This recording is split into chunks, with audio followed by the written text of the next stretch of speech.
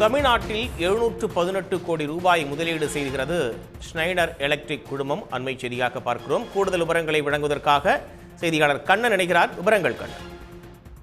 தமிழ்நாடு முதலமைச்சர் மு.க.ஸ்டாலின் தலைமையில் சென்னை தலைமைச் செயலகத்தில் ஸ்னைடர் எலக்ட்ரிக் குழுமம் 718 கோடி ரூபாய் முதலீட்டில் 663 நபர்களுக்கு வேலை வாய்ப்பு வகையில் புரிந்துணர்வு ஒப்பந்தமானது மேற்கொள்ளப்பட்டுள்ளது.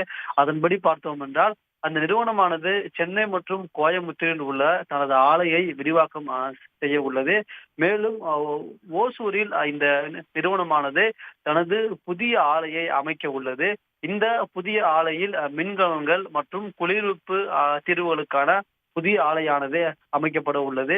இந்த ஆலை அமைப்பது மற்றும் சென்னை மற்றும் கோயம்புத்தூரில் உள்ள ஆலையை விரிவாக்கம் செய்வது தொடர்பான புரிந்துணர்வு ஒப்பந்தம் இன்றைய தினம் சென்னை தலைமைச் செயலகத்தில் முதலமைச்சர் முன்னிலையில் மேற்கொள்ளப்பட்டது. உடனுக்குடன் செய்திகளை தெரிந்து கொள்ள சன் நியூஸ் பெல் ஐகானை கிளிக் பண்ணுங்க.